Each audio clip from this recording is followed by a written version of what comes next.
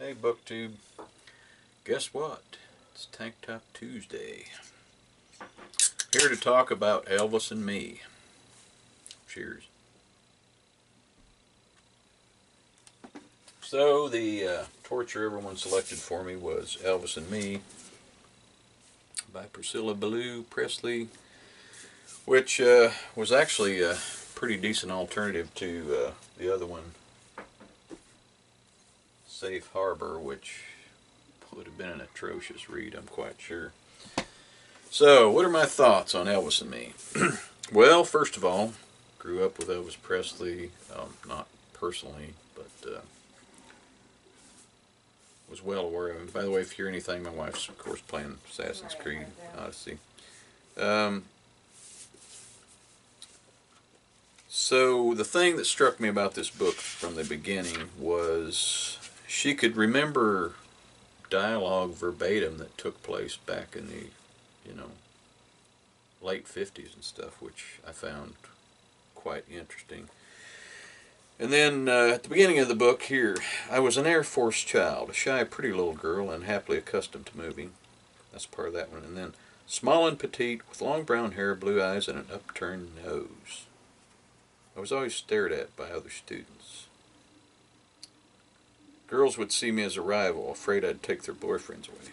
So I like how she described herself because no one knows what she looks like. But she kind of tells the story of their romance and how he was kind enough to wait until she was old enough for them to consummate their relationship. And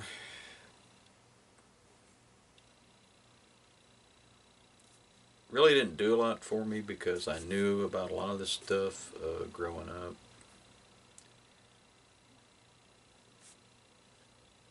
You know, she suspected he had affairs with starlets, which, you know, he was Elvis. She had a couple affairs of her own, which she talks about in very little detail in here. Most of it was about her and Elvis, and how he was a control freak and all this other stuff. The one time he was shooting a film with Anne Margaret, she's like, "Oh, I think something's going on there." Like, you think? So, you know, there was some interesting things in here. Of course, I remembered the comeback concert, which I think was in '68. I remember the terrible films that he was in, and I remember when he passed away because everybody at school was talking about it.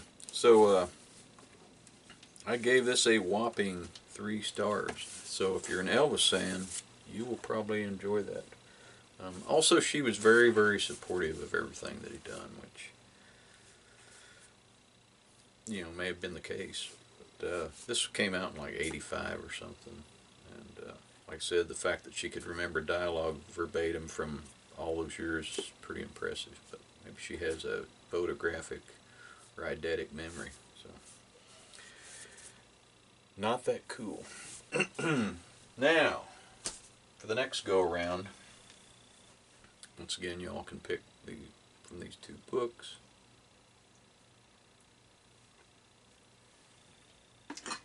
Better than the last 2 selections. First of all, we have Where is Janice Gantry? A young widow turns up missing and a whole town asks, where is Janice Gantry? That is by John D. MacDonald, who, pretty good writer. And the other choice is Nevil, Shute, On the Beach. It's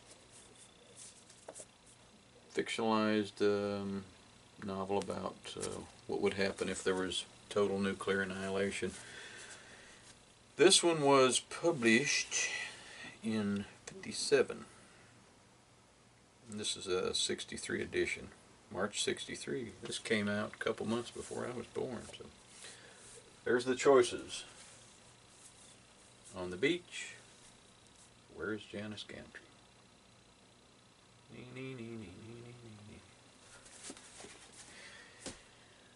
Thanks for tuning in for this edition of Tank Top Tuesday. I've seen a ladybug flying around. Thanks for watching, and cheers, my friends.